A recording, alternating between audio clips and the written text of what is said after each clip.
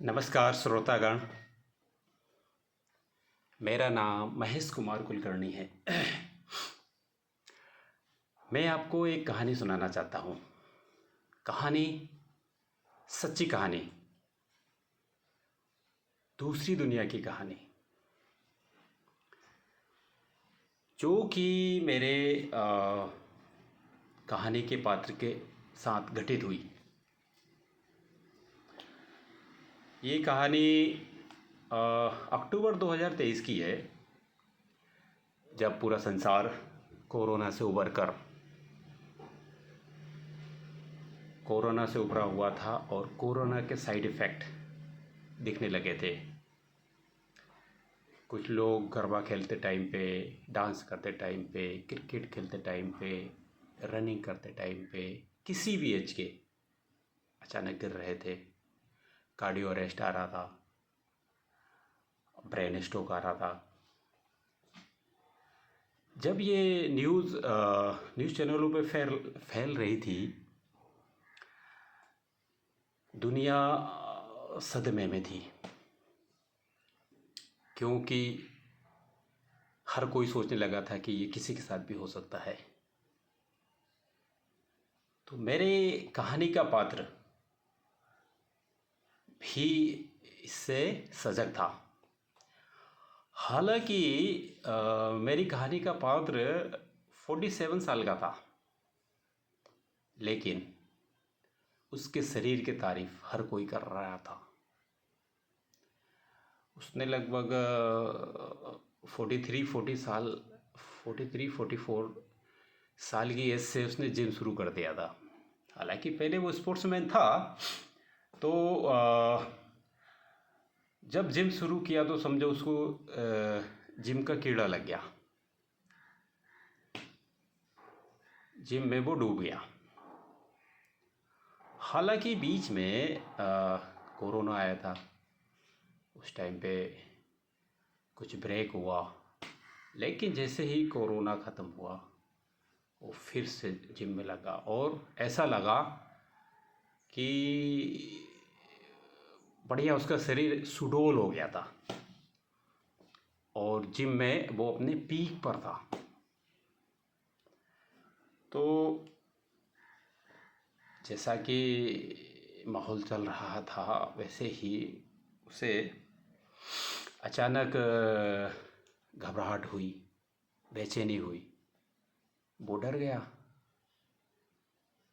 जो ये न्यूज़ में बातें फैल रही है, उसको लगा कहीं मेरे साथ तो नहीं हो गया। डॉक्टर के पास गया।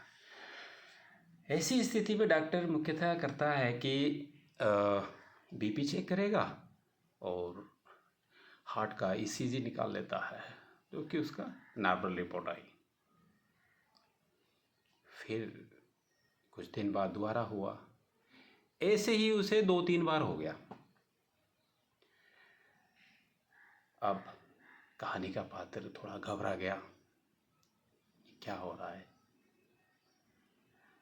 फिर धीरे धीरे उसने एहसास किया कि उसे चलने में बॉडी अनबैलेंस हो रही है।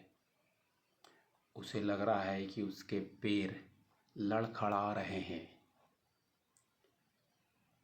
हालांकि कहानी का पात्र अपने आप को संभालने की कोशिश करता कि ये क्यों हो रहा है, लेकिन ये उसके कंट्रोल से बाहर था। बॉडी लग रहा था कि वो हिलोरे लेके चल रहा है। फिर एक दिन उसे सुबह सुबह काफ़ी समस्या हुई, सांसें रुकने लग गई, घबराहट होने लग गई, बेचैनी होने लगी। वो ज़मीन पे लेट गया और किसी तरह किसी की हेल्प द्वारा वो हॉस्पिटल गया। चूँकि कहानी का पात्र एक मध्यम वर्गीय गवर्नमेंट जॉब में था और उस टाइम पे उसका पोस्टिंग मुंबई में था, और गवर्नमेंट जॉब में था तो उस जॉब के अंडर में कुछ हॉस्पिटल आ रहे थे। उसी में एक हॉस्पिटल था हीरानंदानी फोर्टिस हॉस्पिटल। वो वहीं गया, बताया कि सुबह सुबह ऐसा हुआ था, घबराहट हुई थी। डॉक्टर बोले क्या पसीना भी आया था? बोले हाँ। तब डॉक्टरों ने आनन फानन में उसे आईसीयू में एडमिट कर लिया। और फिर दौड़ चला टेस्टों का। ब्रेन एमआरआई, कुछ नहीं। बोले नेक की गर्दन में नस दब सकती है। Neck MRI, heart, liver, kidney, sonography, blood test, फिर ear balance test, brain balance test, दुनिया भर के टेस्ट, लेकिन सारे टेस्ट नॉर्मल आए। तब कहानी के पात्र ने डॉक्टरों को देखा। डॉक्टर कुछ असमंजस में दिख रहे थे। उन्हें क्लियर नहीं हो पा रहा था ये किस कारण से हो रहा। लेकिन कहानी का पात्र चूंकि ग्रामीण इलाके से बिलोंग करता है, वो समझ गया। तुरंत उसने हॉस्पिटल से डिस्चार्ज करवाया और छुट्टी लिया और अपने गांव चला गया। गांव में घर वालों को बताया। बताना क्या था, घर वाले और ये दोनों जो समझ रहे थे वो ये था कि ये समझ रहे थे कि कहानी के पात्र किसी भूत प्रेत के चक्कर में आ गया है जो उसे परेशान कर रहा है। ठीक है जी। तो ऐसी स्थिति में ग्राम में, इवन शहर में भी कुछ ऐसी जगह पर जाया जाता है जहाँ पर कुछ विशेष लोग कुछ विशेष समय पर ऐसा मतलब काफ़ी रस आता है और हर कोई दुखी का वो हेल्प करते हैं। समस्या हर किसी की अलग अलग होती है और हर किसी की समस्या को वो ठीक करने की कोशिश करते हैं और बहुत हद तक सफल भी होते हैं। सो कहानी का पात्र भी गया।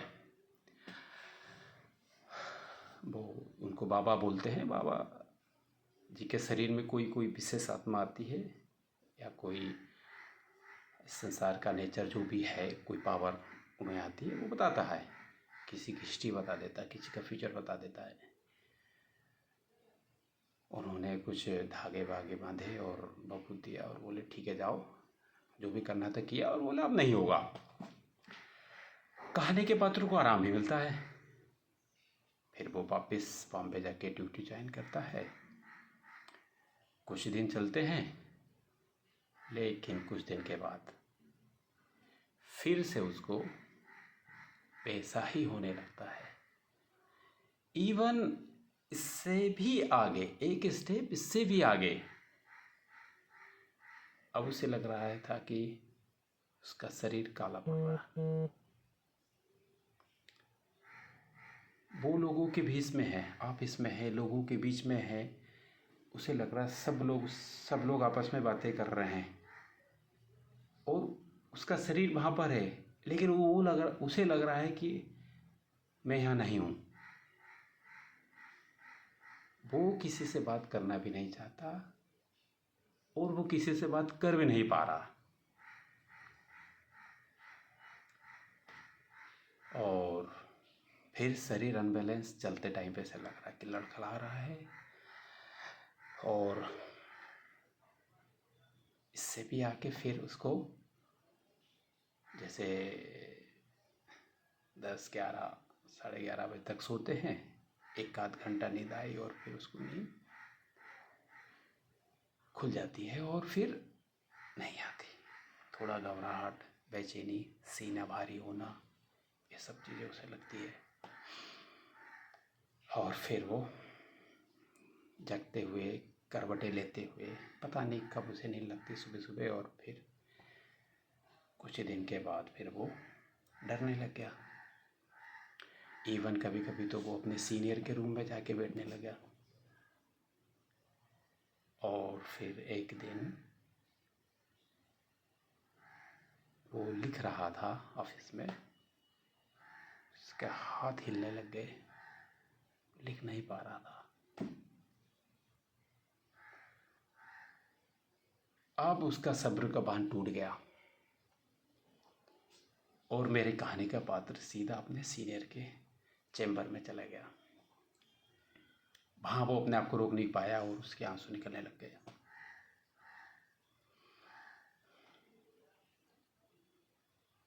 और फिर सीनियर भी काफ़ी सही आदमी था और रेस्पॉन्सिबल था। उसने बातों को समझा, बिठाया, पानी पिलाया और फिर उसकी बातें सुनी।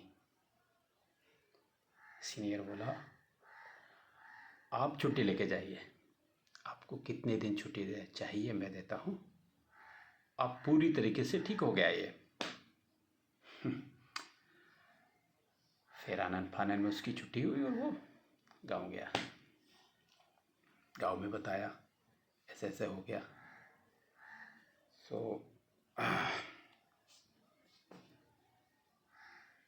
घर वालों को समझ में नहीं आ रहा क्या करे। और फिर दूसरे बाबा के पास गए, फिर उसी बाबा के पास गए कि बाबा आप बोले थे ठीक नहीं हुआ और ऐसे। फिर उन्होंने टेस्ट चेक किया और अपनी पावर से बताया इसे भूत प्रेत नहीं लगा है।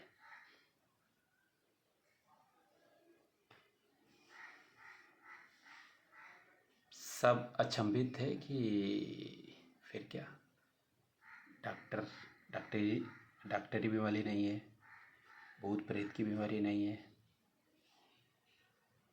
अब पूरा परिवार और पात्र, कहानी का पात्र खुद अचंभित थे। तो ये मेरी कहानी का पहला भाग था। आप मुझसे जुड़े रहिए, स्टेप बाय स्टेप कहानी के भाग में आपको बताता रहूँगा और आगे कहानी का जो आप रूप देखोगे आपके रोंगटे खड़े हो जाएंगे। ये मेरा कहानी का पहला भाग। जिज्ञासा है तो देखते रहिए मेरी कहानी का नेक्स्ट भाग। नमस्कार।